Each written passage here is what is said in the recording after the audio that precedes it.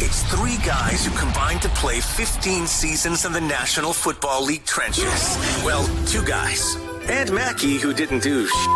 This is the O-Line Committee.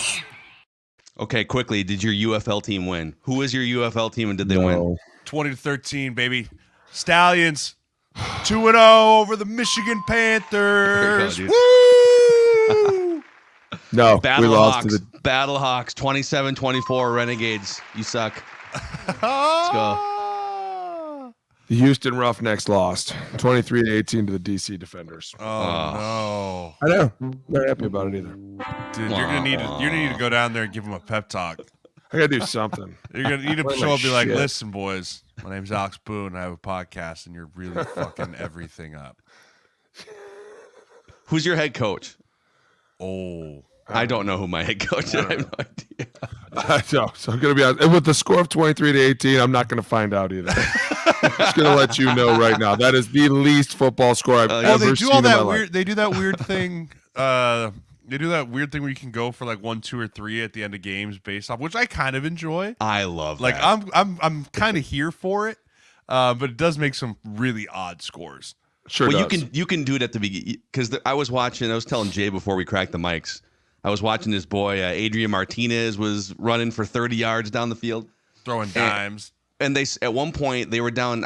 Were they up or down 9-0? But someone scores a touchdown to make it 9-6. But it's like the first quarter, and you're a head coach thinking, do I go for 3 right now and tie it at 9, or do I just go for the 1? We probably When do need one more year of before we can come out with good analytics. Right. We need one more solid year before PFF is like, well, the book says. Okay. You know, if it's the second quarter or later, you think about going for 3. Very exciting. God. Well, welcome to the O-Line Committee here, an offensive line lifestyle podcast. A couple things you guys can do to help the show here, help us grow this thing. We're almost a year into this. I believe late May was the first episode that we ever recorded. We got to get 20K in the first year. That would be badass. 20K in the first year. We got 800 subs left, dude. Come on. Yeah, we're at 19,200. We love you all. Some YouTube subs.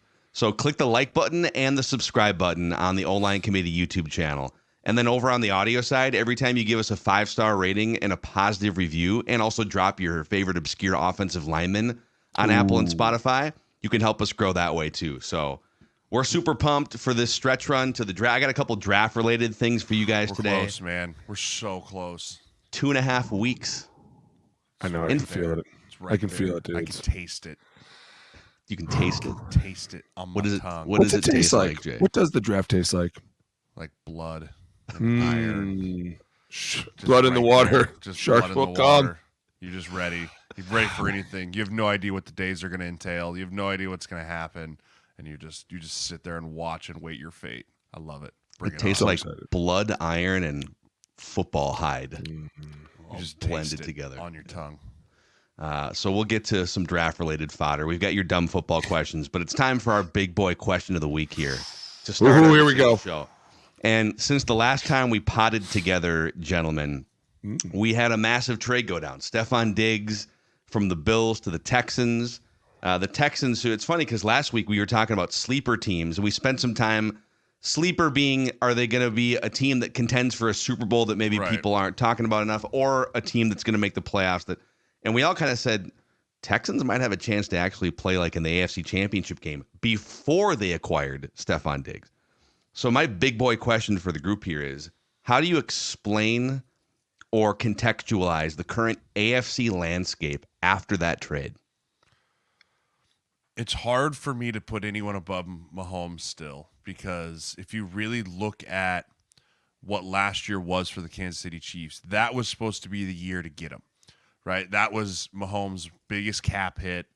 That was the year that he ate up all, like, they didn't have the weapons, they didn't have this, they didn't have that, asterisk here, like, question mark there, and they still went and won the whole damn thing. Right. And so for me, until you dethrone that dude, they are still number one. I don't care what that roster looks like. I don't care what that team is. And long as Andy Reid, Patrick Mahomes are still at the helm of that ship, they are by far and away number one. You don't care who's racing on the freeways Don't care. and what type of car. Doesn't matter. They'll just find someone else. They've shown. I mean, it's almost and people kind of laugh, but like it's literally like Brady didn't have a number one all the time, right? Well, it's like when he did, they didn't win a championship. Right. Randy Moss. He just found ways to win. He just found ways to get balls to open receivers. Didn't matter who they were. And that's kind of a little bit about 15. So they're by far number one. I think you have to now say Baltimore and Houston are lobbying for the number 2 spot. I think Baltimore lose Jadeveon Clowney. They lose Gus Edwards. They've added a couple pieces, but J.K. Dobbins is also gone. Hollywood Brown is gone, right? So they lost a few pieces there that were key in the cogs of the machine. But, they're reaching the point now where Lamar's contract is going to really start to ding on that team, ding on that roster a little bit. So I think you have to look at young and talented and say Houston is now either number 2 or number 3 in the AFC right now. Which is ridiculous. But I agree with you. And I think, if anything, Miami is like, see you, bro. Diggsy, we'll see you later, dude. They're enjoying this more than anybody because this whole take the top off. But you talk about Houston being a young team and getting a guy like Diggs. I'm excited. And at the same time, I'm wondering what's going on in Buffalo. And I'm wondering who wanted him out. And I'm being serious when I say that because it's like you just lost Gabe Davis. You've just purged your defense. You've lost your run game. Now all of a sudden you get rid of Stefon Diggs and Josh Allen is literally looking around going, who the fuck is left? There is nobody. You don't just get rid of him. There's had to be something. $31 million to get rid of him. You just shove it down and you do what you can just to get him out. Well, I don't know what happened there. Something happened behind closed doors. The vibes have been weird for 2 years with it. And by the way, you guys know him. I mean, you guys have been in the locker room with him. Like, listen, I don't think vibes are weird. I just think that the media is weird. And they don't understand when there's a passionate receiver who's like, I want the ball because I can make plays. Like, at some point, I got Diggsy. I was like, I get it. He's the most competitive person out here, and he wants to do whatever he can to win, and he wants the ball in his hands. Like, there was a report earlier this week talking about how him and Josh got into it after the first game of the week, and I was like, guys, now you're really digging. Game 1. We're going to go all the way back to game 1 to be like, this is when it started. It started right here. It's like, dude, who knows where it started? But at the same time, you've lost one of the best receivers in the NFL, and you've given them to one of the top new teams. One of these teams who has a young, solid nucleus, a great quarterback. You got Joe Mixon in a running back, Tank Dell, Nico Collins, Dalton Schultz. Dude, you're talking about a really scary team and then we haven't even talked about the defensive side of it. And that's why it's like, why the fuck would Buffalo be like, Houston? Sure. You don't have anybody down there. You could use some help. But to be fair, Houston basically rented Stefon Diggs for 1 year. Yeah. Like if you look at how they structured it, they voided all the years left on his contract. They bumped up all his guaranteed money, and they basically said, "We want the best version that we can get out of you, and we know that means that you're playing for another contract." Right? And maybe it's with us, maybe it's not. But I think they saw he wanted out, right? I'm guessing the Bills said, "Hey, tell your agent he can go look for a trade." Right? And he found into Houston, and I love that the Bills were like, except to Kansas City. And because that was like the one team they said no to. Apparently, I read some reports on that. Oh, I love it. KC would have given up. They have a late first. Right? Yeah. They would have easily given that up for him. But yeah, no. And no one trades with you. And everyone's like, well, Kansas City's the villains. I was like, well, obviously. They've won 3 Super Bowls. No one's just going to be like, you want better players? But Houston's about to be the villain, though, in the AFC. Really, they are. It's going to be fun to watch. This is all going to be about, can CJ Stroud pick up where he left last year? Or does he start slower? Right? If he has a little bit of a sophomore slump, then okay, we'll see. But if that dude picks up where he left off last year, they're going to go a very long way. But again, they're going to have a really tough schedule. They're going to play Buffalo. They're going to play Kansas City. Like, they're going to play the top dogs in the AFC, and then also have to win their division. So it'll be interesting. Like, it's going to be a different landscape than it was last year because there was no pressure on the Texans last year. Zero pressure, right? Everyone's like, rookie quarterback, see what you can do. Yeah. But now every show in America like us is going to be talking about the Texans and Diggs and Dalton Schultz and Joe. Like, and it's just going to be interesting to see how the spotlight handles that spotlight's going to be on football. Never got sweeter. They're going to be prime time. How many prime time games? What's the over under on prime time games for the Texans? The Jets had 6. 6 was the top last year. I'm pretty sure. I bet you they have 5 this Dude, year. we had to watch the Jets 6 times in prime. Oh, it's terrible. Kill myself. Oh, God, don't do that again. If the Jets are on that many times, I'll shoot myself again this year. Dude, no. Hey, honestly, the Jets Patriots game, whatever. Oh my gosh, dude, that was just brutal. Horrible. Were you at my house for that game? I don't remember. We were watching it together, and I was just like, I mean, you both were like, bro, kill me. I can't. I can't even do this.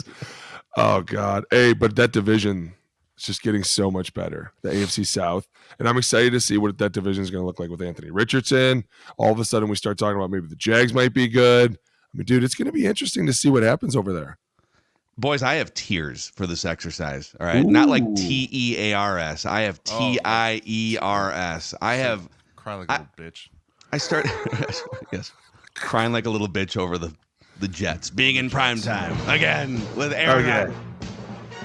I started going through like where do the Texans sort of rank right now, and where are the Jets with all these old guys, and I just started ranking out all of the teams in the AFC in 8 different tiers. I'm going to give you those tiers right now. Right. You tell me if I'm crazy. All right, let's hear it.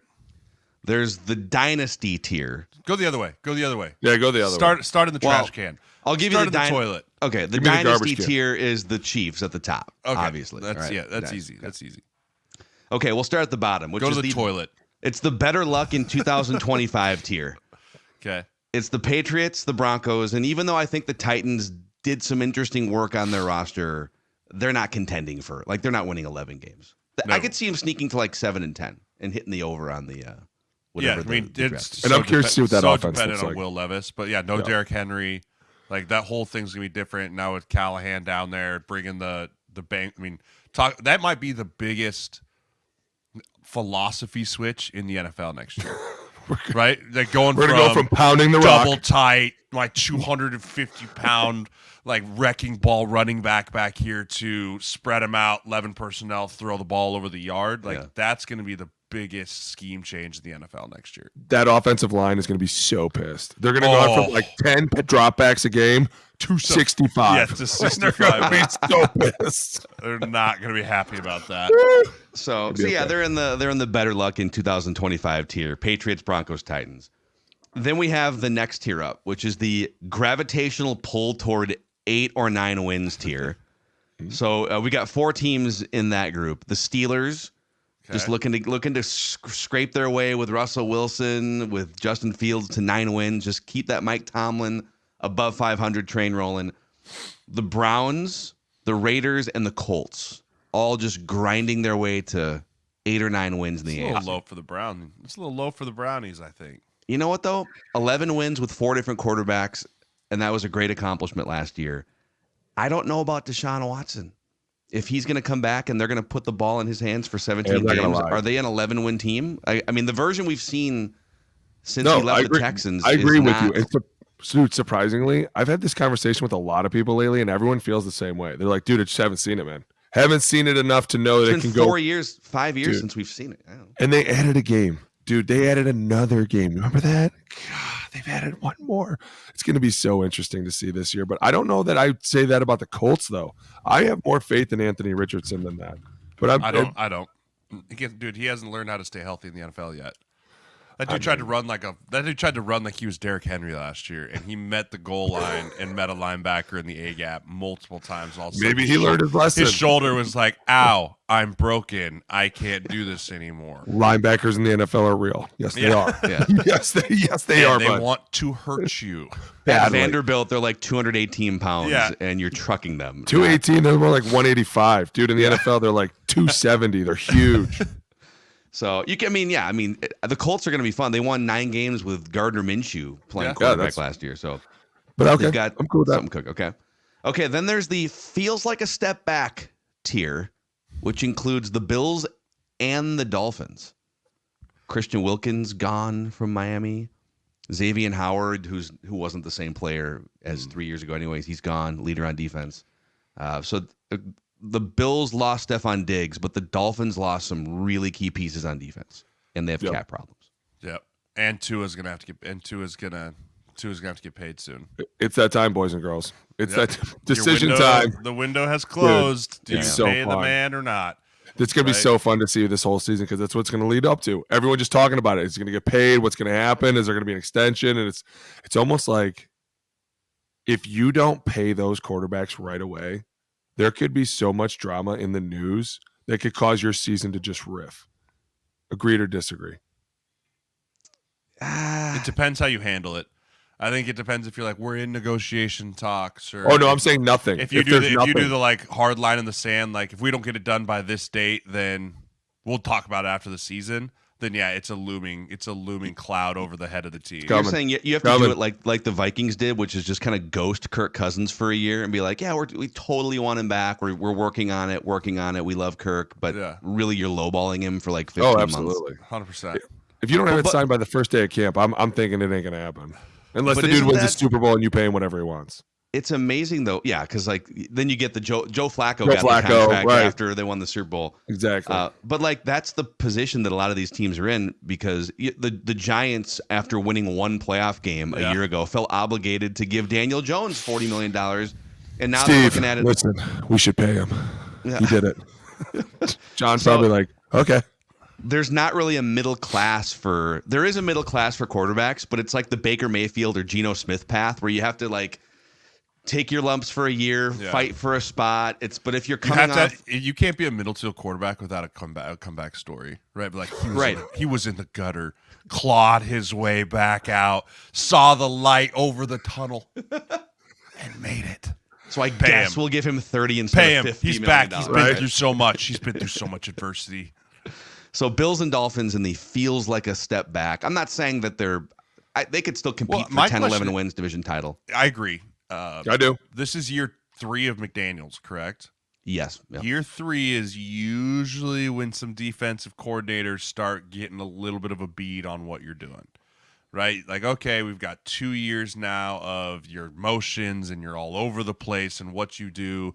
Like, let's really sit down, lock in tendency-wise, see what you do, and see if we can't start making some adjustments. So that'll be interesting to see, too, because even towards the end of the year last year, the big plays kind of went away. They started playing more shell coverage, making them throw those damn swing passes over and over and over again, right? So seeing if McDaniels can transition his offensive philosophy into maybe something different for a new wrinkle, or if he relies more on the run game, that'll be interesting. Or if he just sticks with this system and the defense coordinator's got him figured out, it could be a long year in Miami.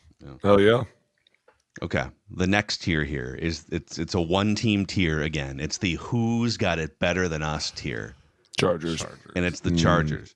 So the Chargers, this is interesting. I know they're going through kind of a roster makeover. You've lost sleep over this thought. You have, I can tell. Look at you. You've just laid you up. Look tired. I know where you're going with this, and you've just laid in bed at night going, Jim. And your wife hits you, shut up about Justin. Who's got it better with us? Who's got it better than us, honey? So Booney was there. Last time Jim Harbaugh was an NFL coach, San Francisco. You guys made a huge jump in year 1. He comes in, boom, you guys are instantly, like 11 wins, 13 wins, NFC Championship game. I think that was probably a better overall roster than the Chargers right now. But here's the thing. The last time a Jim Harbaugh coached team finished below 500 in a full season was 2008 Stanford. So he always finds a way. Now, there was the pandemic year where they went 2-4 at Michigan. But I'm saying like a full season. Everyone wanted to fire him. Yeah, and they cut his pay, whatever. But the last time a Jim Harbaugh coach team finished below 500 in a full season was 2008 Stanford. He always finds a way to bring everyone together for a mission, right? So I don't think they're ready to compete at the top of the AFC. I think they will be in a couple of years. We'll see what they do at quarterback. Getting some crazy emails this time of year, boys. You can't. I looked into it. I looked into it, Mac. It'd be like $129 million in dead cap pre-June 1st. Yes, pre-June Mac. 1st. Stop. Yeah, but you can't. Scared me. But you're not cutting him. You're trading him. But don't some of those? I mean, a lot of that would transfer to a new team, right? A lot of the option bonuses. Signing bonus, not the signing bonus you've already given him. But here's the signing bonus is what you eat, and you. Eat but wouldn't it be prorated for the years to go for the new team? Doesn't the new team just take that on? You already paid it. Listen. I got you. So it's already happened in 2017. You already handed the cash out. right? The cash has left the building. You are allowed to now prorate that over the extent of his contract, so for your cap purposes, but you've already spent that money. That's why the Bills, like, they extended Diggs, right, and they bumped a bunch of his money into salary, into the signing bonus, and so that's why they have to eat that, because they've already left. The cash is already left, right? They can't now call Houston and be like, hey, can you send some of that back, right? Can you now refund me? That's the issue with Herbert. You may have dug deeper into this, but I don't think it's a thing, Mac. I don't think they can afford it. But here's the thing. Never say never, Mac. Here's the thing that is the thing. Since we're on this side street for a second, just quick park on the side street. All right. Greg Roman is the new offensive coordinator for the Chargers. G-Ro. All right. Booney knows him very well. So Herbert was hurt for like 5 or 6 games last year. So I'm taking the last 2 full seasons he played, 2021 and 22. Justin Herbert was second in the NFL in pass attempts behind only Tom Brady. Tom Brady was like 44 years old and leading the league in pass attempts. So he was the most pass happy system quarterback. Hey, put it all on Justin Herbert's right arm, right? Here is where Greg Roman offenses rank in pass attempts in his career as an offensive coordinator. 31st, 31st, 32nd, 29th, 31st, 32nd, 32nd, 32nd, 28th, 9th. 2021 Ravens decided we're going to throw the ball more. Dude, in a perfect world, Justin Herbert is throwing the ball less than almost any other starter in the NFL, if history is any indication with what Harbaugh and Greg Roman want to do. Why would you pay $45 or $50 million a year for a car that you're not going to drive? Right. When you have J.J. McCarthy sitting there on a rookie scale contract, he loves to operate a car that only drives about out of the bag now. 40 miles an hour in the right lane, right? Just keep the car on the road, J.J. Hey, listen. I think if there was see what you're saying. One more year, right? One more year, I think we're okay. It's just too early into that contract. It's just, and not only that, but this could be Giro looking at this as more of an opportunity to not be 32nd in passing. Like, he's kind of like, hey, listen, I'm a system where I like to run the ball. You're a quarterback that's really fucking good at throwing the ball. Let's combine our systems together. I don't think you'll see him at 32nd this year. It'll probably be more like 15th. Okay. But I agree with Jay. And when you talk about 9-figure dead cat money, people are like, yeah, no. The owners go, no. You're not allowed to give 9 figures and then get rid of them. That doesn't happen. Dini Spanos is like, I didn't pay that dude to send him off, right? Like, dude, you know that they get mad when they give you like $1 million and you don't play for them. Should you imagine $100 million and you're like, peace? They'd be like, no. Okay, we'll see. It's a great idea, though. It is. I really swear, it is. I think it's just 1 year too early. It's just 1 year too early on his deal. That's why you do it post June 1st. You draft J.J. McCarthy and then you figure it out. That's the problem, though. If you draft him, everyone else has already filled their slots. Well, couldn't you have a deal lined up where, hey, you agree on the deal and it's, hey, Justin Herbert, don't break your arm in a fishing boat or something. Just bubble wrap him until June 1st. Couldn't you agree in principle to a post June 1st trade? I mean, you could, but there's what are you doing? For a month there's nothing in writing. So all of a sudden, if he's like, yeah, we'll do it. And all of a sudden, it's like, comes June 1st, he's like, all right, we're ready. And where'd everyone go? Right? And now you're sitting there with 2 quarterbacks. Hey, if it happens, you can rewind. You heard it. You heard it here first. Okay. You heard it here first. Okay. The next tier is if the quarterback stays healthy, watch out. Jets. Jackson. No. They're in a different tier, actually.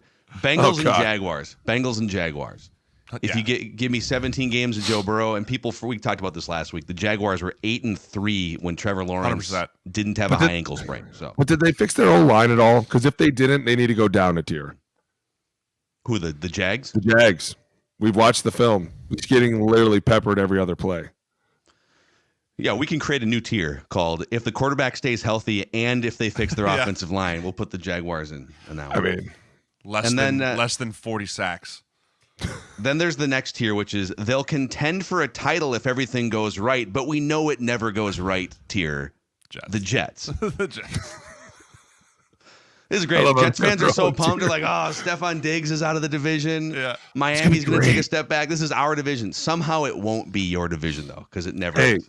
I agree with that 100%. And if anything was ever, it's the Jets, dude. I'm telling you right now, I agree with that division all the way. So And then there's the get beat at Arrowhead in late January tier, which is a pretty good tier to be in if you're the Texans and the Ravens. Yeah. Just late January, cold game at Arrowhead. You're going to put up a good fight. Yeah. People are going to talk about you. Maybe you're going to win everything with the last 90 seconds. Yep. Yeah, you're going to win. You're going to have a lead. Yeah. 57 minutes and 30 seconds of a lead.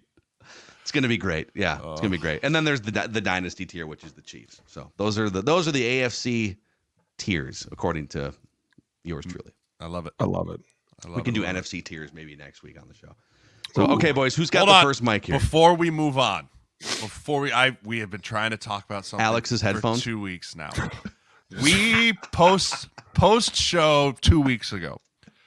We cut the mics. We do our kind of quick wrap up before we get off. And I watch Alex take off his headphone and pull an AirPod out of his ear. I go, what the hell are you doing? He goes, I listen to music while we podcast. Excuse you? This man, do you have him in? Do you have him in right now? This man listens to music while we podcast. And I'm not talking about like classical jazz or like Kenny G. Like deep EDM, hardcore, like as we're going with Tiesto and Muwagi. I don't know how your brain does it. Can you take your outside headphones off? Can you like lean into the microphone so we can see if we can hear? No, we can't hear it. Can't hear it. But like, dude, do you always have music on? Like always. Anytime you see me on the computer, there's always something in my ear. I don't know why. So I just don't like when we Zoom with kids, when we're talking to kids, when we're talking to real people, when we're in real meetings talking about real things, I'm just sitting here chilling, listening, and it's kind of helping me with my thoughts. It just keeps my thoughts going. Otherwise, I just sit here and I'm kind of like, I'm bored. You know what happens when I'm bored, dude? Ain't nothing going on. Wait. So if you aren't drinking a Monster Energy drink with EDM blasting in your ear, you're bored on a podcast, bored on a call with future NFL offensive line. Have you been tested for ADD? Oh, no, but I'm pretty sure it's there. I do not like silence at all. I just don't. I find it very weird. A lot of what we call markers as we go through the list here. It just keeps my thoughts going. When you say that you don't like silence, you never, in a moment of tranquility, maybe the wife, the 4 kids are out and about, you never just sit in quiet for 10 minutes, go on a quiet drive? I always have the TV on in the background. You ever been in a float tank? Yeah. How did that I turned go? the Enya on. There's always something on. I don't like listening to my own thoughts like that. It's just weird. You just sit there in a room with nothing and you're like, oh, this is great. No, it's not. It's fucking boring. I know. It's not blasting either. It's just soft. Do you ever listen to me like right now? So you're listening to music right now as we podcast. Yeah. Are there ever like lyrics, or is it just like instrumental EDM? Sometimes. Is there ever? So there might be someone singing while we're talking. Yeah. Their Too Sweet was on by Hosier before it, and Some Sorrow was on before that. Bop's Gone Brazy by Tyga. Dude, it's a nice little beat in the ear that just keeps it going. Well, I mean, I knew you didn't like silence when we were at the combine, and we get home and it's like, dude, it's like 12:30 at night, and I'm like, oh my god, I'm so tired, like I'm just gonna pass out. And he's like, want to watch a movie? Yeah, I was like, what movie? We ended up re-roomed at the combine. He was like, How to Lose a Guy in 10 Days. He's like, I'm gonna TBS. He goes, I'm gonna put Fury on. Love this movie, and I was like, okay, and I pass out instantly, right? Like it phases me zero. Wake up the next morning, Boone's like, oh, love that movie. Watch the whole thing. I was like, that movie's like 2.5 hours long. Dude, I looked over at you at one point like there's no way he's sleeping right now. We're in the middle of World War II and he's over here sleeping. I was hooked. Hooked. Yeah, he doesn't do silence well. No, I don't at all. So just maybe send Booney a playlist. We'll have to see what the Booney playlist is for the O-line committee. 5:15. We should post it every day. 5:15. Yeah, the here's our notes and here's Boone's playlist. Hey, I'll tell you what. When I find a song, I have to save it now for my softball team. It's just so hard because people they're slipping lyrics in these songs that you're like, that's definitely not appropriate. I gotta get rid of that. But I love the beat. Love the beat. Yeah, like when you posted that Instagram. Oh, dude, I didn't. Sometimes, Boone sometimes you don't see things. You'll do something and I swear to God. I normally check with Jay every time I do something. But this one time I was like, I'm just going to send it. Poof. Fuck you not.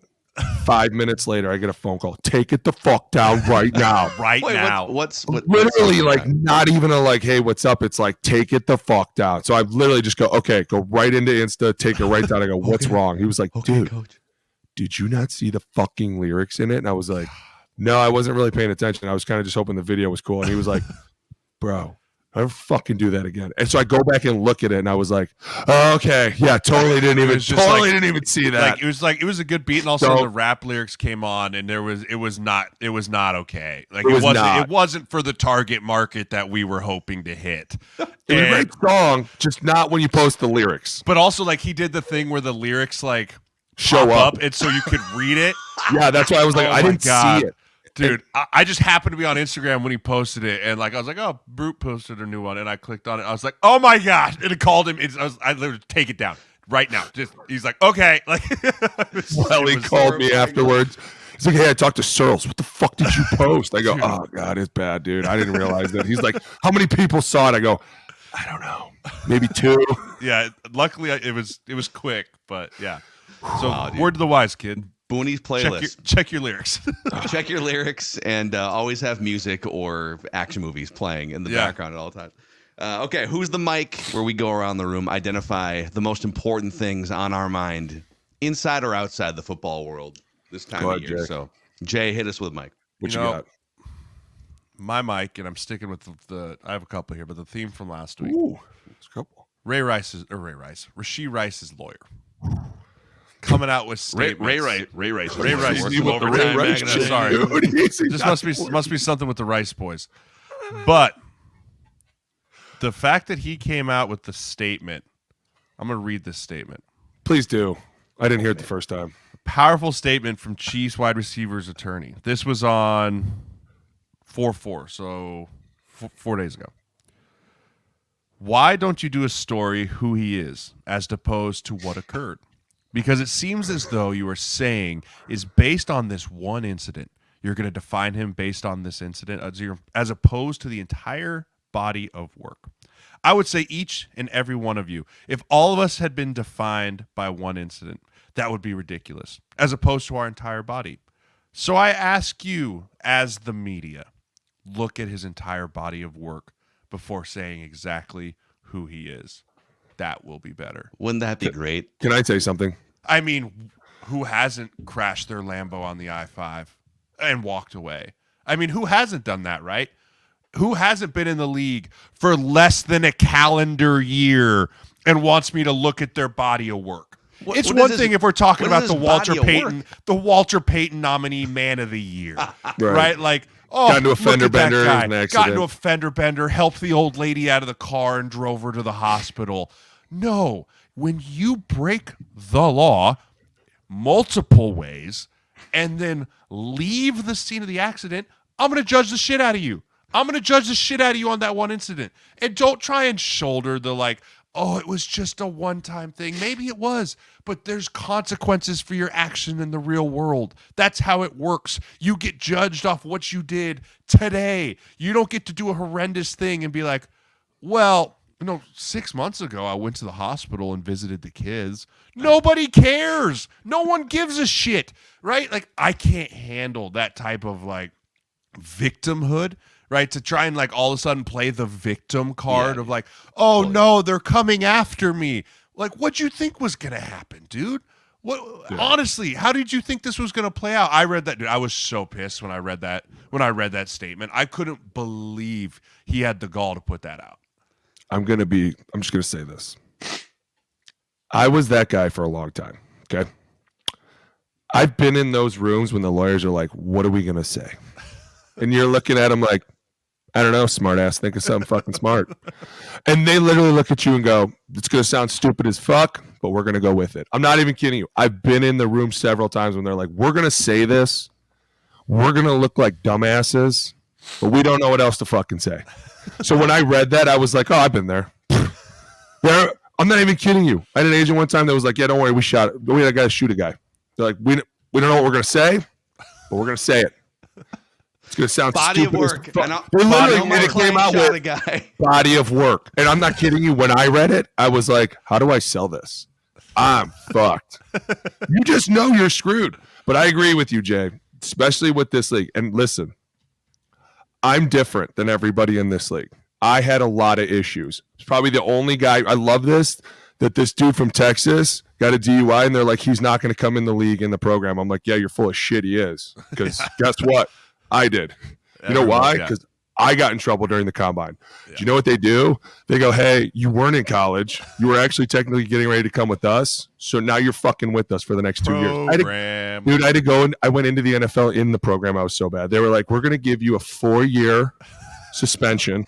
So you're going to come every day to counseling for 4 years. You're going to take a drug test every week for 4 years. And if you ever leave this city specifically for more than an hour, you have to call us and let us know, and we're going to come drug test you wherever you are. And I was like, seriously? It's just beer. They were like, yeah, it doesn't fucking matter. We're going to test you every day. Dude, I got tested probably 1,000 times, and it was fucking horrible.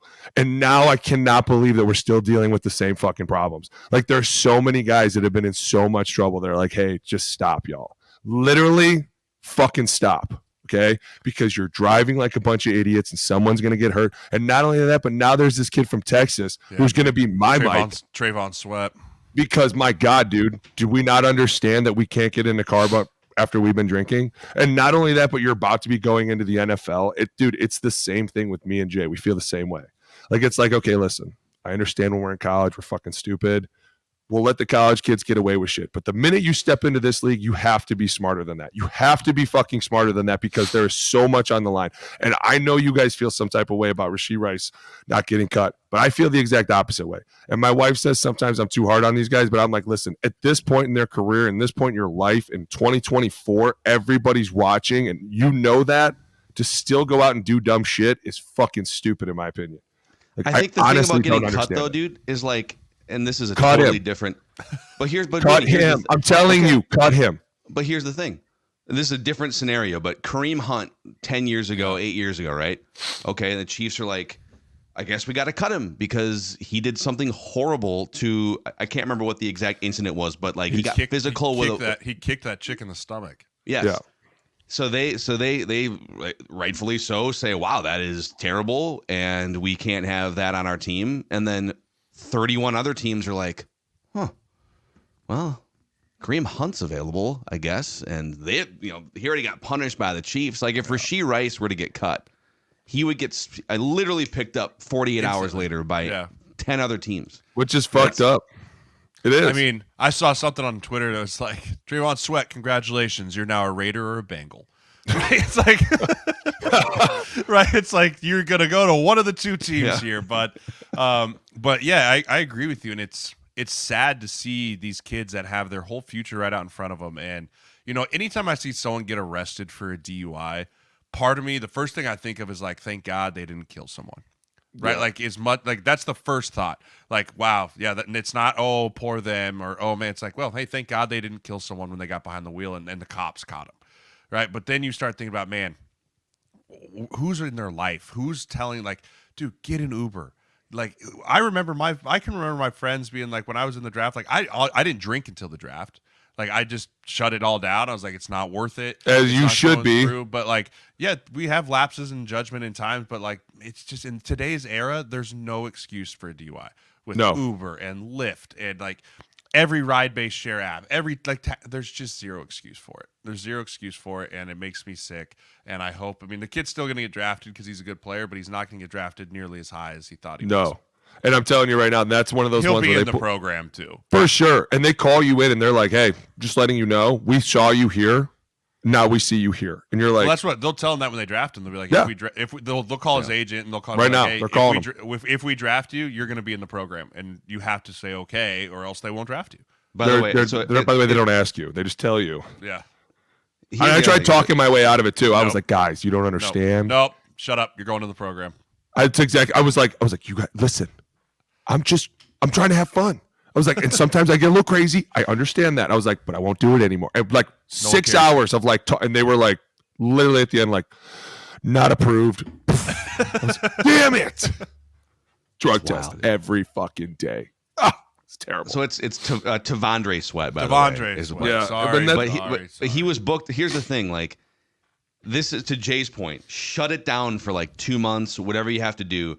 He was booked at 2:12 p.m. Central Time on a Sunday, just like brunch time. Yeah, he roaming went out and around. had brunch with the boys. Bottomless mimosas with the boys. I guess, man. How many? Let me ask you this, Booney, because you would have been a first-round pick, right? So they say.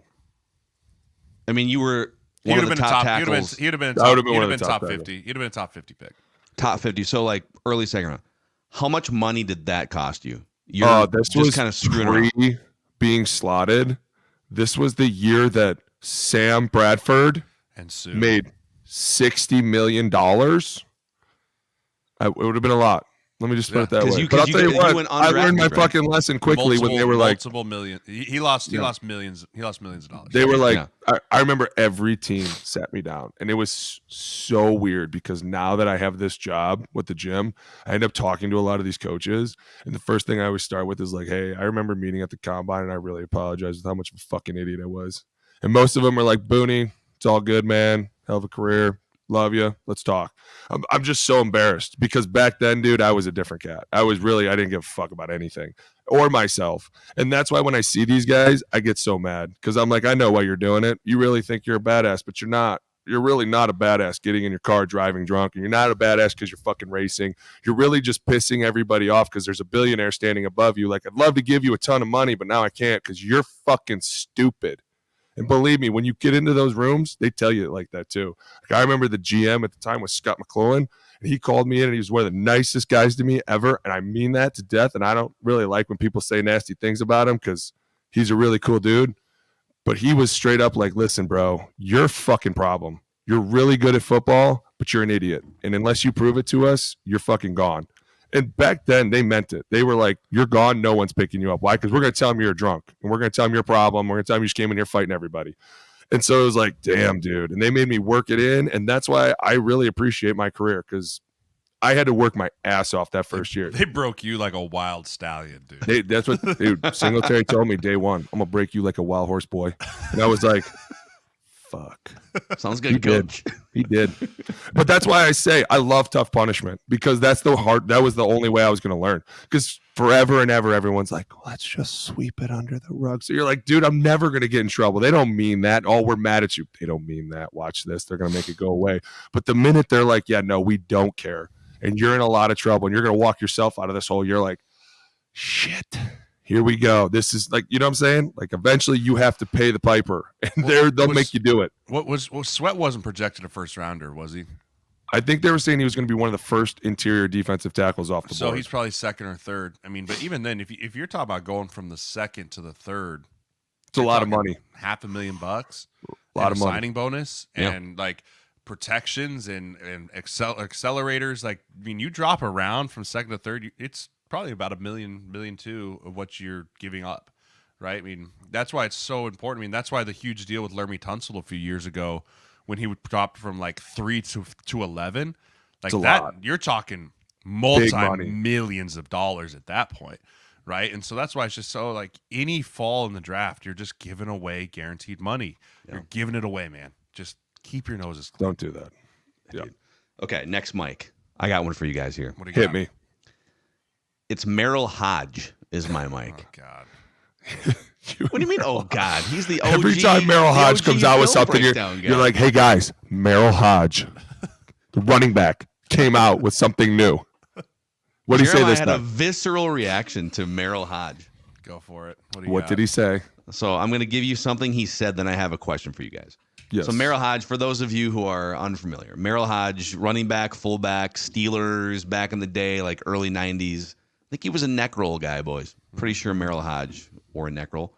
And he was one of the OG former player film breakdown guys in the 90s. He used to be on that Edge NFL matchup show on ESPN. It'd be him and like Ron Jaworski just breaking I used to down watch the that show, dude. They kept moving it earlier and earlier for like they would like bring their hot take shows in and kind of bump Edge NFL matchup. But 10 years ago, the most famous clip I've seen from him is like him and Skip Bayless fighting with each other about Johnny Manziel and Merrill Hodge saying, this is going to be one of the biggest busts in NFL history, and here are 5 reasons why. And Skip Bayless saying, shouting him down, saying, you've never been more wrong about a player. He's going to be electric, this, that.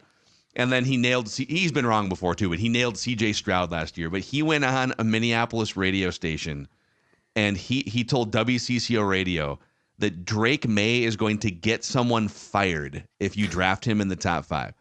So I'm not here to pick on Drake Maye. That's harsh, by the way. Those are some harsh words. You just dropped some harsh fucking knowledge on some people. And by the way, people are getting fired. If I'm his agent, I'm calling him right away and being like, why? Did I piss in your Cheerios? Like, would you really though? Why? 100%. I would 100% call him and ask why he felt like he gets, like, why are you saying that to the world, to the national, like, to a team that I'm trying to sell? Right. Like, that you need to trade the farm to come get my guy.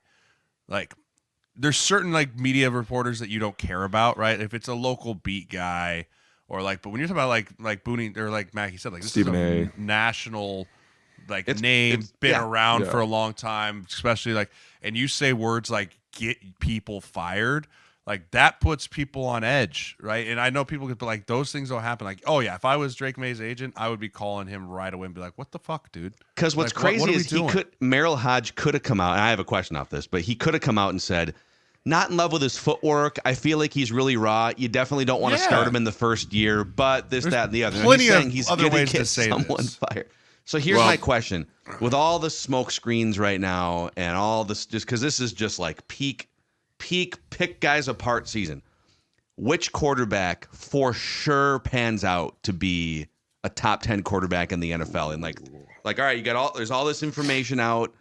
There's all the, on one side, there's people picking apart Caleb Williams and Drake Maye and, JJ McCarthy we've talked about on the show. But if you had to, of any of the 6 or 7 quarterbacks that are going to go in the first 2 or 3 rounds. Are we saying gets the second big deal? Is that like gets the mega second deal? Is that what we're saying? Sure. Or are we saying goes on to like double-digit career? Becomes a bona fide top 10, I know that's kind of nebulous, top 10 quarterback and gets a second contract. Okay, listen. There's a lot that goes into that. Because in order for that to happen, the team has to play well. And so here's my biggest problem. If you're in the top 5, your team fucking sucks. Okay? One rookie is not going to come do this, right? The Bears though are not in the top 5 off of record. Yeah. The Bears are the top. The Bears are number 1 because of the but they're also still like the worst in their fucking division. And so I'm saying that you're starting off worst in your division, and you're in the Lions, you're in the Packers. I mean, it's going to be a tough season as it is. Who do I think is the most ready right now? That's not the question. That's not the question. Don't reshape the question. I'm trying to figure out the narrative that you're trying to spin here. Boone, I got one. Go ahead. I'd love to hear what you got. I think it's gonna be Michael Penix. I think it's gonna be Michael Penix because Michael Penix is gonna go to a team that's not in the top 5. Like Boone, to your point, Boone. To your point, he's going to matter. What Boone said is correct. What Boone says is if you go to the Vikings correct. or you go to the Patriots, there's a huge difference in your. I saw a stat the other day. There's only been one quarterback drafted number 1 overall that's won a Super Bowl. Who? Peyton Manning? I think it was. No, I might have screwed that up, but it's something about like there's only one quarterback that's been a number 1 overall pick that has actually been able to turn that team around. Lying fine. Be able to turn that. You can dig me if you want. Don't if you dig me. Nope. See now if I'm wrong. You're wrong. If I'm Matthew, right, that's a false bell. That's Anyways, I think Michael Penix, because of all the things we talked about, he's going to go to a more win-ready team. And I mean, you saw his pro day. You saw what he did on the field, like his arm talent, his ability to put the ball. I still think he's the most accurate passer in the entire NFL. Like, I think he can put the ball on the money as good as any of them. And they put him in a team with a bunch of weapons and whatnot. Like, I really do think. Am I wrong? Ooh! Terry Bradshaw, Jim Plunkett, John Elway, Troy Aikman. Gosh damn it, dude! There was a stat somewhere that was Peyton talking about there's like quarterbacks drafted top 5. I think it's since Peyton Manning. I'm looking at the since Is that Peyton what it Manning is? list. It's rough. Eli Manning. So since Peyton Manning, Eli Manning won 1, 2. Stafford got 1. Boy, it's pretty brutal. Okay, so it must have been Jared Goff. Jared Goff. Yeah, so one. it was. No, I think it was. He didn't. Goff He did not get one. Goff You did say doesn't have Goff. one. That's a he does. ding. He had one with the Rams, didn't he? No, Oh, he lost to the Patriots. he was with the Yeah, with yeah, the like Lions. 9-6. Yeah. Todd Gurley, back in So the day. you were lying and you were wrong. I like- but you were close. I think it was. like Yeah, Daryl's it was point.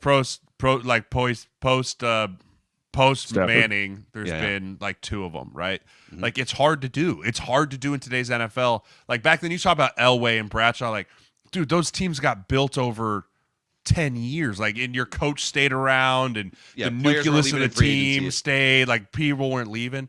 In today's era of NFL, if you're drafted in the first, you're going to a terrible team. Your coach is probably fired in 2 years if you don't turn it around right away. You're getting people fired because they sold the farm to come draft you, and it doesn't work out. Like, you're not put in a great situation if you're drafting. I mean, everyone wanted to give Caleb Williams a bunch of shit about, like, I don't want to go to the Bears and da-da-da-da-da. It's like, I mean, there's some history to why you would say that, but that's why I'm going to go with Michael Penix, because he's going to get drafted either late first, early second, somewhere in there, and go to a more team that maybe doesn't need him to play right away, maybe sits for a year behind a bridge quarterback, or maybe even 2 years behind a solidified starter that they just aren't going to want to pay in a couple of years. And then he's going to get his chance to go out there, and I think he has all the skill set to be a very elite quarterback in the NFL. So I'm going Penix. That's fair. I would say if I had to pick anybody, I'm going to probably pick Jaden Daniels. I watched this film, last week, 2 weeks ago? And I was like, and for all those that don't know, I really only watch offensive line play in college. That's it. I don't really give a shit what anyone else does. I don't care about the receivers. I don't care about the running backs. I don't care about the quarterbacks. But when I was watching that LSU film, I was like, wow, this kid, it took a couple shots that I was like, can't do that in the next level. But at the same time, you have to think about these guys that are getting drafted a little bit later, because it's going to be a lot put on the number 1 overall. And you got to think, too, that dude's going to be wearing that for a couple of years. It's the number 1 overall pick. He's going to always be riding over his shoulder. At the same time, you talk about the number 2 pick over in Washington. You're in a tough division. Once again, you're starting from 0 and you're coming all the way back up with a new coaching staff, new ownership. Like, everything's kind of new over there. You look at the New England Patriots. I feel the same way. I just don't have enough faith to be like, dude, one player is going to come in and crush this. So you're starting to look at these quarterbacks a little bit down the road. And for me, I feel like it's Jaden Daniels, dude. I mean, Jaden Daniels is the if everyone reaches their peak potential, I'm telling you, there was some. I was watching the left tackle and I saw him like break out, and I was like, ooh, that was cool. And the way he threw this ball off like 1 foot, I was like, holy shit. And then 10 plays later, I saw him take a shot, got right up, That's walked the away. problem. And but to me, I'm looking at it going, he's kind of tough. Kind of like this. And I mean, great. it wasn't And like a hit. You can be tough, but There was a guy that launched from like 5 yards away and destroyed him. And I was like, holy shit. He got right up and I was like, never mind. But really think like about this this. kid. If Anthony Richardson is getting sidelined for 13 games with his Oh, well, frame, Jay's right. They're telling him right now, hey, you're not bigger than anybody out there. Yeah. You are technically the smallest, It's time for you least to tough guy. Yeah, it's time Stop for you to running stop. like that. Stop. I remember watching him drop shoulders, and I was like, not going to last long. Not going to figure Yeah. slide. 3 You weeks slide. so my answer is kind of a combination of everything you guys said. Just to preface this, if I can get the best version of Drake Maye, if he sits for a year or whatever, I'll take the 6'4" big athletic kid. Like, I'll take that. But if he gets drafted by the Patriots, is he going to become the best version of Drake Maye? So I can, but if I'm picking a quarterback that could go to the Vikings or Sean Payton with the Broncos and learn and have just a better roster situation, or maybe a guy that gets drafted by, the Seahawks and sits behind a Geno Smith or something. So my answer is also Michael Penix. And it's not because I think he's necessarily more physically gifted than some of the other guys up top, but a lot of people are really concerned about the knee injuries sort of hampering That's just draft. 10 years from now. That's all draft is. Like, draft is all about like, well, his Speculation. hand size and his arms are too short. And like, once you get in the league, no one gives a shit about that. Yeah. Right? Like, and yeah, injuries are what they are. Guys are beat up. But if you're drafting a guy, once he's in your building, you only got him for 4 years. Right. Right? He's only there for 4 years. So like, if he's It's hard really to plan healthy, 10 years down it's the road. hard to plan Right. 10 years. You can try and project, and like, that's the thing that I can't stand. Like, man, that knee though, 10 years from now, it's like, he's probably not even on your team 10 years from now, right? Like, dude, you get it for 4 years. Like, what are we talking about, right? So, yeah, I think that if you're drafting a guy and you can see the long-term vision of him, I mean, and if you look at what Penix did this year too, so much smarter in how he scrambled and how he used his legs and when to get down and didn't like, and so he's transitioned his game already. Like, the dude's really smart, so I like. And the other thing like is, like, Penix. if you're one of these teams, you know, you're sitting out, you're not in a position to draft one of the top 3 quarterbacks. Would you rather? This is a debate we have on Purple Daily pretty much every day. The people are hammering, you're getting cold feet. You don't want to trade whatever it takes. Like, wait a second. Okay, so would I rather trade 2 first-round picks this year and the 2025 first-round pick for Drake Maye, who could be wildly successful? Or would I rather stand pat at 11, take Michael Penix, and keep my 23 overall pick and keep my 2025 first-round pick? Like, there's a strategy That's not a bad to idea. all of this, you know? That's really not a bad idea when you think about that, because then all of a sudden you talk about having that pick at 23. Who could you get? Who could you add to your team? Maybe Tavondre Sweat falls to 23. It'll be great. I can. Booney, give us a mic. Give us a third mic. All It right. was Sweat. Sweat was your mic. That was one. I'll Sweat give you was another your- one. I'll give you Yeah. another one. Did anyone else see Bill Belichick recently? He's was up in at Nebraska. He's up at He was in UW. Nebraska Hey. this weekend. He did the Was he? coaches I saw clinic. that, but did He you did the see that coaches clinic Washington? here. Did you Yeah. see that Washington? I was instantly like, no way this guy went and did that. But dude, I just thought about it for a minute. And if there was anybody that I would love to see in college, it would be Belichick. No chance, dude. But dude, Not a where chance in hell. where would you like to see him is the question. Boston I love College. this idea. Send him to Boston College, dude. Or You're so Alabama. lame. There we go. Send his ass to Bama. Yeah, would you send? Here's the question: would you send him to like an Alabama where he's got all these 5 stars, or would you send him to a place like Boston College where he can coach up a bunch of 2 and 3 stars? Dude, yeah. Give me like a Boston College or Boston. like a Syracuse. Oh, Like, just let him just go God, take yes. like some low. If he went into college, I'd want him at some low level D1 school that's just like, we're gonna build the culture, men, and then just watch how many transfers left after the first like 30 days. I'm out. Yeah. The minute he gets hired, they all leave. They're like, I'm out. No, it was just interesting, and I saw it. I got really excited for a minute, but then I found out that his son was coaching there, and I was like, oh, that makes all the sense. Yeah, he came here, and I talked to a lot of people that he did the coaches clinic at Nebraska this weekend. Said it was incredible, like so smart, so gifted, this football savant. It's like, well, yeah, obviously, But, Clearly. yeah, I bet you he could clean up doing that. Like just going on a coaches clinic tour all summer. Like the dude will just clean up doing all that stuff. I don't know if he wants to get back into coaching right away. I think he's ready to take a little break and see what life is on the other side. What Did you happened go with see the him? Falcons? I think they just want to get younger. I think they just wanted to get younger. I think they wanted to go for a new, younger head coach. They had some of the older heads in there for a while, so I think they want to change the philosophy. Did you go see him at that coach's clinic? No, I did not. I watched it though. There's some things. I did go to Nebraska's practice. It was afterwards, but I didn't go to the clinic. No. Actually, we have a dumb football question about Nebraska. If you guys want to God. transition here, Let's do it. Anything in Nebraska. Here we go. Hurt some my dumb soul. football questions. It's gotta You be can done. always Hurt me. You can always hit us up in the YouTube comment section with your dumb football questions. This is from Willow C. Can you ask Jeremiah to talk about Nebraska football? When I got into football, Tom Osborne was the Nebraska head coach. There were no scholarship limits. The 60s saw college football really emerge in popularity. Well, I'm sure there's a number of factors that combine to make Nebraska a nice place. It doesn't evoke LA, Miami vibes. Is the location a problem attracting recruits? Why is Nebraska having a hard time Rude. getting back to their glory days? This can all be gone back and looked at 2015. 2015, after the 2014 season, Bo Pelini was fired after winning another 9 games. My entire career in Nebraska, we won no less than 9 games. Some years we won 10. And the state convinced themselves that that wasn't enough, and the fans convinced themselves that playing in 3 conference championships in 5 years wasn't enough. And Booney, you've seen this happen too, where you can see the narrative going like, well, we should be winning conference championships and winning national titles every year. Like, what's going on? And they fire Bo Pelini. They bring in Grandpa Mike Riley. starts coming in talking about hip hip hoorays and all kinds of nonsense, trying to change the culture, pendulum swing completely to the other side. The Calibraska movement, right? There was this huge recruiting, like bring all the kids from California, bring them all out here. Didn't work. They all left. It was too cold. Lost a bunch of games.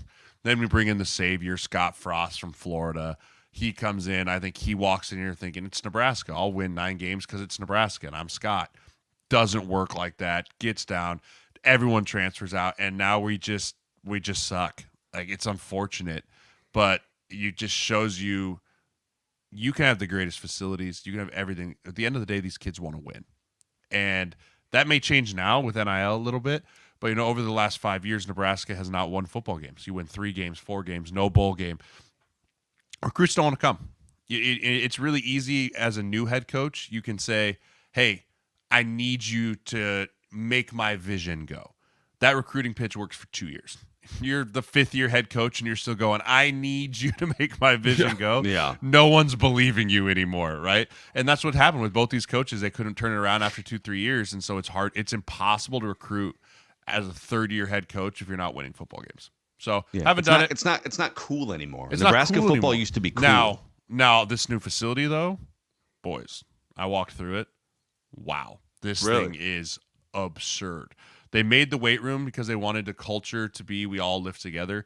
150 guys can lift in this weight room at one time. It's a warehouse. It's a giant warehouse. Can they all do the same? Can they all be like benching at the same time? How many racks are in there? I mean, at least 70. Shut up. Dude, I swear to God. Like, and they're all Sornex, all put together. They have a 20-yard ramp that can go up and down based off the incline that's turf that you can run up it. Yep. Like, dude, it's... Can you poop on that incline? Probably. Slide it right probably on down. could. Yeah, we'll get Willie. People figured it out. Oh, yeah. People definitely knew They what were it was. quick to throw out a name. Um, figured it out. Our former But, teammates were loving it too, by the way. Yeah, I got a few texts as well. So did I. But yeah, it's really cool. I think the new facility is going to help. It's an arms race in college football anymore. It's an arms race for facilities. It's an arms race for money. So I think it'll help Matt Rules, the G. Dylan Raiola is going to be a guy we're talking about on this podcast in 3 years about possibly being a top 10 pick with the generational talent tag. I watched him practice for the first time, and the dude's got it. So there's my little rant on Nebraska football. What are you talking about? He's going to transfer out after this year. You just said it. Stop, please. It's going to be great. He's going to be like, this was a bad idea. You got to Peace. remember, though, he's got deep blood ties here, right? Dad played here. Like, I'm convincing myself more than anyone else. Money He's talks. not leaving. He's not. Bullshit walks. Hey, there's one thing the state has. It's money for football. So there are a lot of schools that got money for football. Believe me. Dude, I don't know if Nebraska's like this, but I've seen some stories about other schools that have paused their facilities work and the fundraising for facilities and say, hey, if you're going to donate money to something, throw it in the NIL fund before you throw it in the new Well, they're facility. getting smart. They're starting to realize that the minute you pay somebody a salary, they don't give a fuck what the building looks like. And I'm surprised nobody's ever figured that out. Colleges are immensely gross. Just stupid shit everywhere that you're like, why do we even have that? I don't know, because somebody wanted to buy it to say we had it. Like, you get to the NFL, my first NFL weight room was the size of my basement. And I'm not even kidding you. Yeah. The ceiling was lower. You literally could not overhead press. And they were like, deal with it. There was 4 racks. They were like, deal with it. They don't give a shit. Deal with it. Like, you're like, okay. And they're like, we're paying you, aren't we? Yeah. What the fuck you complaining about? You're like, yeah, I guess you're right. There's nothing. And then, so now you turn around and you're like, boy, they really do waste a lot of money on stupid windows, fucking murals, barber shop, can a I video get this game room. posted on the wall? And I want it graffitied, and it's like Giant dude, TVs everywhere. yeah, tell me I'm lying. Winter Park, people didn't realize this. There were no windows. There were no It was a windows. bunker. You Just a never bunker. saw the outside world ever. You were like, It's and you crazy. never. I didn't notice it until like 4 months in. That's how crazy it is, because they're paying you to shut your mouth, and they're like, hey, I got a table and a chair for you to watch film. Shut up. You're like, all right, cool. I'm Dude, cool. I with can that." remember there was a days rat that I never running saw through. the sun because you'd get into work, Zero. dark. You would practice Left. inside because it was cold outside, and then you'd leave and it was Pitch dark. black again. And you're like, Literally. sun could have came up and went. Never would have known. Never would Dude, have known. I think the Packers week we were like that. It was the entire week, and then the game came, and I was like, oh my God, that's the sun. I haven't seen it in days. God, it's just so bright. Seriously. Remember that? That's why the receivers are dropping passes left and right. Oh God, the sun, it burns. Sun, it burns. We had problems with drops that year. We did. There was one culprit. Ken Button chimes in, and he says in the YouTube comments here, I like these guys, but... Oh, boy.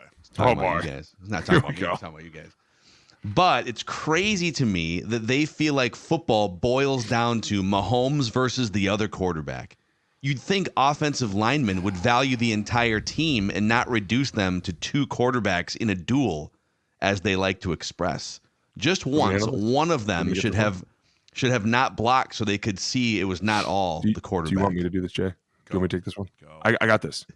Listen, we wouldn't be saying Mahomes versus the world if he wasn't in the fucking Super Bowl every year, okay? I'm going to be honest with you guys. You have to show us that you're good enough to beat him before we're going to let you fucking be called really, really good. People don't understand that. They're like, oh, you just talk about this one guy. Because this one guy has impressed us so much because you literally took his entire team away, made him get hit every fucking play, and he was still like, hey, I can do it.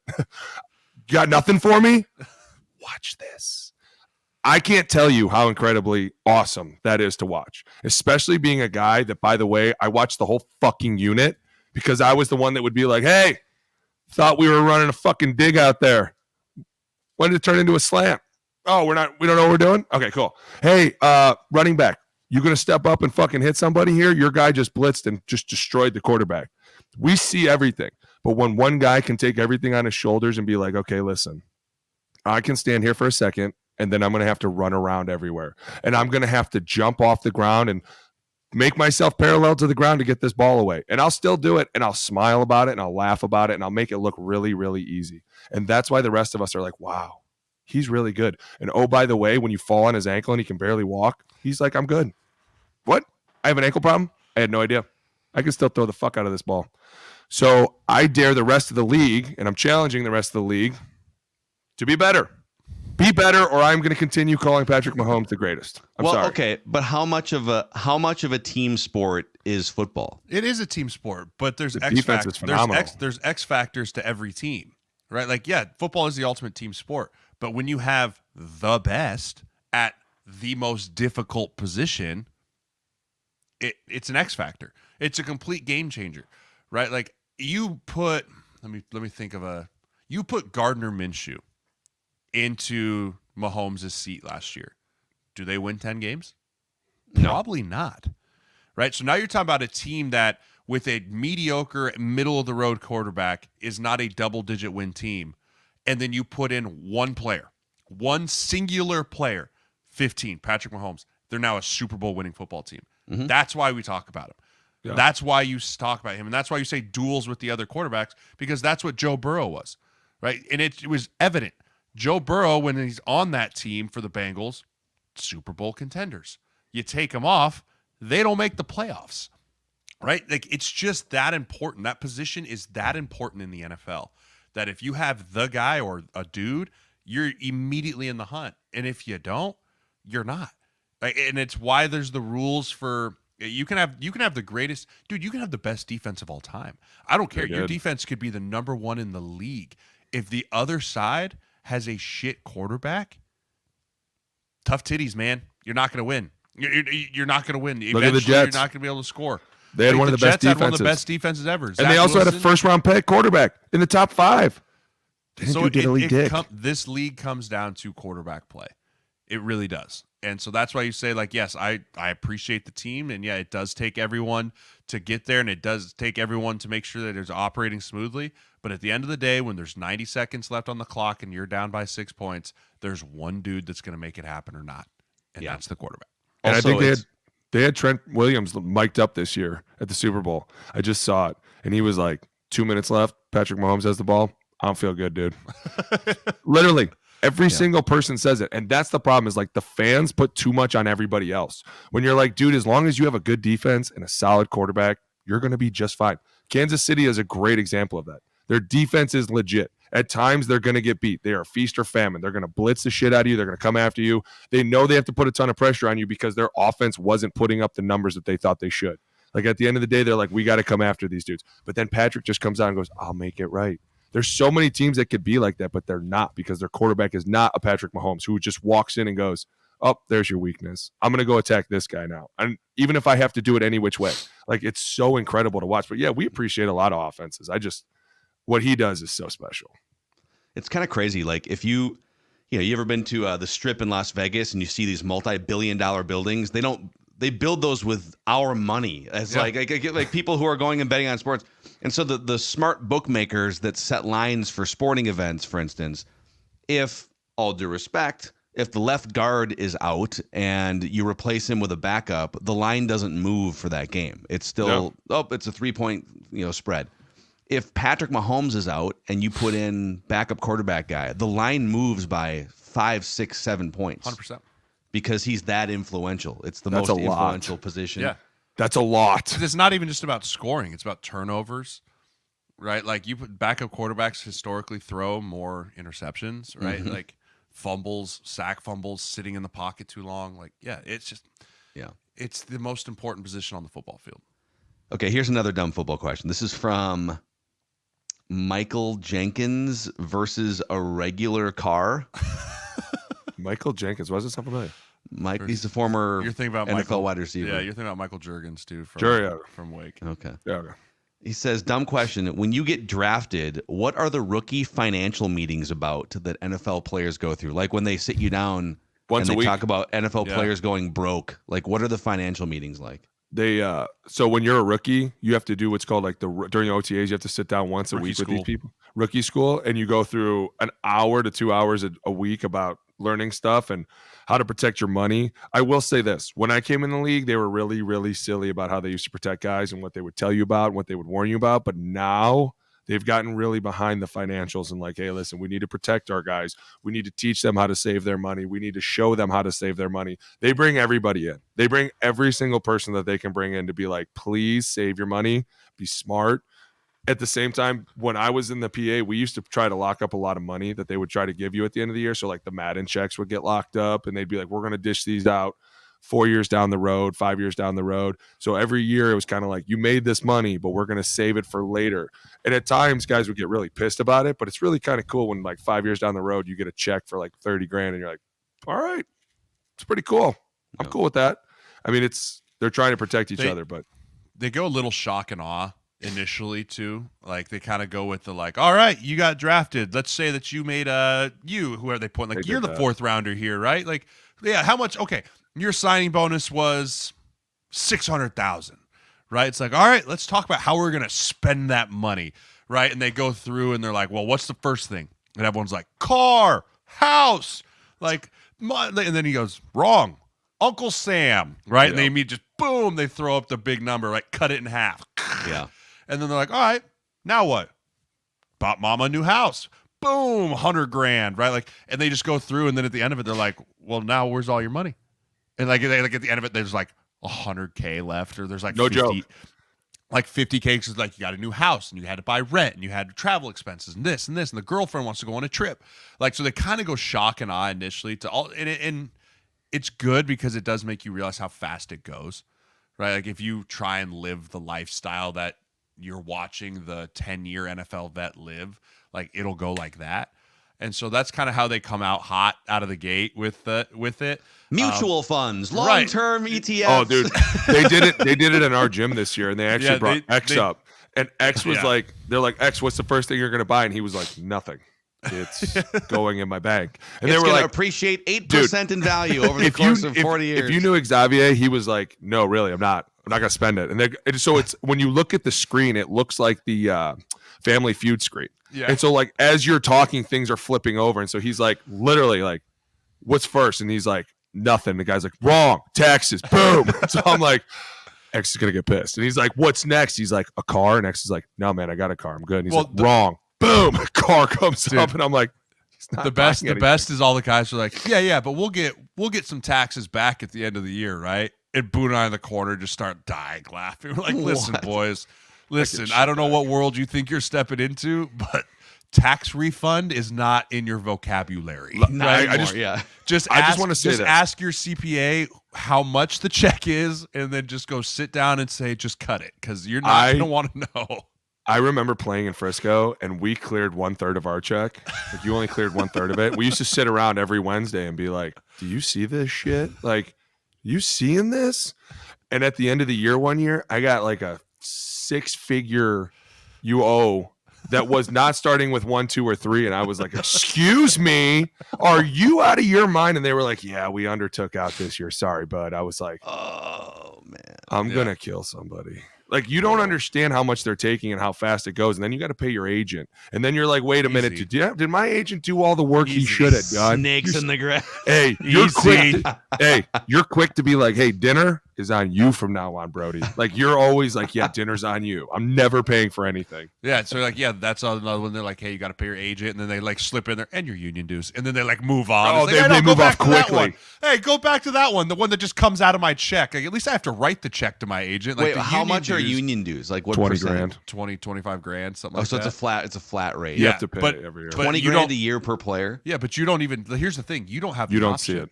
They just deduction. Well, right? then like you do. It just comes out of the check. You don't have to be a part of the union. But then again, no one's ever done that. Yeah, no one's ever you're not been a part. So they go through that, and then they go like. But the big thing is they're just trying to talk about, and then they go, "Oh yeah, in 2 years, by the way, you blew your knee out. Now you have nothing."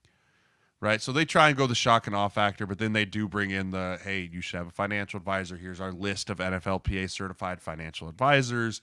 You should get on with them. You should start investing your money properly, like getting your credit, right? You'd be amazed some of these guys have no credit, right? Or, I mean, we had a guy that they did a credit and ended up that someone identity thefted him. This was my rookie year. It was our second rounder. Someone had identity thefted him like 6 years ago, opened like 10 credit cards under his name, and now he had like 200 grand in credit card debt that he never even knew about. Man. And so like he had to go back through that. So it starts talking about like building credit and all that type of stuff. And you know, it's good stuff. The hardest part is when you're in it, it's the last thing you want to hear. Very true. Like when you're a rookie in the NFL trying to make your dream go, right? You're trying to make this car go, and you're trying to learn the playbook and assimilate into the locker room. And then you're sitting there on a Wednesday afternoon, and the guy's like, okay, now what are we going to do about Monday Day? You're like, dude, I need to learn about 6-man protection. Right. I need to go review. Like, it's such a hard thing because it's just the last thing on your mind because you haven't actually made a lot of that money yet, right? They're talking, right. they're forecasting like when you make it. And it's like, dude, I got to make it still. Like, I still have to do the steps. And so that's the hard part of just trying to find the right time to do this. To that point, too, I feel like the mistake a lot, and you know, you're freaking 22 years old, You're young, you get a first round pick, and in your mind, you're not thinking, oh, I'm gonna make this amount of money for the next few years, but there's no guarantees that once I'm like 26, I might not make money anymore. You're living your life as if, oh, this is my annual salary until I'm 40. And that's what's so messed up because not only that, but no one ever said you're going to make it this year. Like I'm going to be honest with you. When you first get into the league, it's hard to think that like you're not going to last because you're like, well, I'm here and I'm working and I'm working harder than this. Like you just don't see it. And then all of a sudden out of nowhere, you get blindsided and you're like, shit. Yeah. It's year two. It's year two. When you show back up year two, and if you're lucky enough to be on, and you're lucky enough to be on the same team you're on, you start looking around like, man, there's like 6 of us in here from that 25-person rookie school last year. Yep. Right? Like it's amazing the second year when you come back for that first off season, you're like, holy shit, everyone's gone. Right. Like it's a very eye-opening feeling, and I can remember it very well. Like there was only 3 undrafted guys still on the Chargers my second year from our class, and it was just like, whoa, like dude, that's how it was. That's the eye-opening when you're like, okay, I see how this league works now. By like year 3, it was like me and Crab. That was it.